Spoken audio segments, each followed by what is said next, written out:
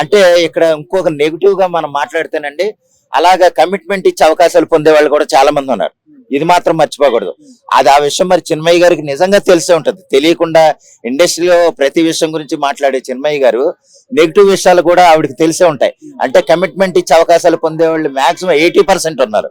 ఆ విషయం ఆవిడకి తెలిసి ఉండొచ్చు. కానీ నేననేది ఏంటంటే ఇక్కడ కమిట్మెంట్ అనేది కేవలం అడిగిన వాళ్ళనే కాకుండా ఇచ్చిన వాళ్ళ విషయంలో కూడా మాట్లాడితే చాలా బాగుంటుంది అనేది నా ఉద్దేశం. అక్కడ ఏదేమైనా సరే ఆవిడ ఏదో లేవనెత్తారు. కానీ ఏంటంటే నేను ప్రత్యేకంగా చెప్పేది ఏంటంటే, కమిట్మెంట్ అన్న మాట విషయం పక్కనెట్టండమ్మా, అది చాలా చిన్న విషయం. అది వాళ్ళ క్యారెక్టర్ని బట్టి, వాళ్ళ నేచర్ని బట్టి కొన్ని అవకాశాలు అలా ఉంటాయేమో. కానీ అందరికీ ఇప్పుడు పాజిటివ్ గా ముందుకెళ్లే వాళ్ళకి లేదా టాలెంట్ తో ముందుకెళ్లే వాళ్ళకి ఆ విషయాలు అనేది నథింగ్ అసలు. ఇప్పుడు చాలా మంది ఉన్నారు. ఇప్పుడు సపోజ్ మనకి ఇప్పుడు సపోజ్ మీరే ఉన్నారు చిన్మయ్యగా, ఒక మంచి సింగర్. మిమ్మల్ని ఎవరన్నా అడిగారా కమిట్మెంట్ అడిగారా? లేకపోతే ఎంతమంది కమిట్మెంట్ అడిగితే మీరు అన్ని పాటలు పాడగలిగారు? ఆ విషయం మీకు తెలుసు కదా. అందువల్ల ఏంటంటే కమిట్మెంట్ అనేది చాలా, అంటే 1% విషయాన్ని మీరు అది మొత్తం ఇండస్ట్రీకి అంతా ఆపాదించి ఇండస్ట్రీ పరువు తీయొద్దు అనేది నా మనవి. ఎలాగంటున్నానంటే, ఓకే అది అది ప్రతి చోట ఉందమ్మా. మీరు అనుకున్నట్టు ఏదో 1% ఉంది కదా, దాన్ని ఏదో మీరు బురజల్లాలన్న విషయంలో ప్రతి విషయంలోనూ మీరు ముందుకు వస్తున్నారు. అదేంటంటే ఆడవాళ్ళని స్త్రీల్ని ఉద్ధరించాలన్న విషయం అయితే మంచిదే. కానీ ఏంటంటే అది ప్రతి విషయంలోనూ జరగదు.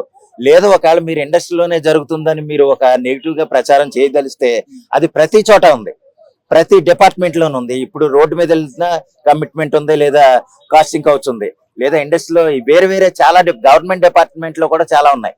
అటువంటి వాటిలో కూడా కాస్టింగ్ కౌచ్ లేదా కమిట్మెంట్లు అనేవి ఎక్కడికక్కడ ఉంటానే ఉంటాయి. అది వాళ్ళ వీక్నెస్ బట్టి ఉంటుంది తప్ప వాళ్ళ ముందుగా ఫోకస్డ్ గా ముందుకెళ్తే ఏది ఎక్కడ ఉండదు.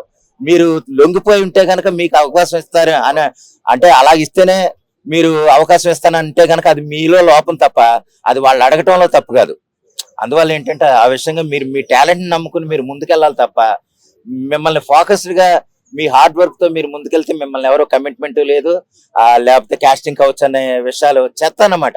ఆ విషయాలు మరి పదే పదే రిపీట్ చేయకండి. మీ టాలెంట్ నమ్ముకుని మీరు ముందెళ్ళండి.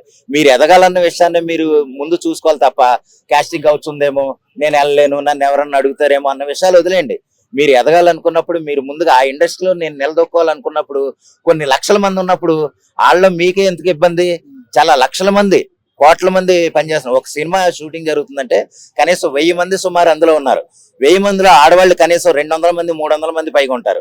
అదే వాళ్ళందరూ ఎలా పనిచేస్తున్నారు? అదే కాస్టింగ్ కౌచ్ ఉంటే కనుక అదంతా వదిలేయండి. ఎందుకంటే మీరు ఫోకస్డ్ గా ముందుకెళ్ళండి, మీ హార్డ్ వర్క్ నమ్ముకుని ముందుకెళ్ళండి, అంతే, అది చాలు. అంతకు మించి కాస్టింగ్ కౌచ్ ఇదేంటంటే మీరున్న చోటే మీరు ఎంగిల్ చేసుకోవటం లేదా ఖరాబ్ చేసుకోవటం అనేది కరెక్ట్ కాదనేది నా ఉద్దేశం.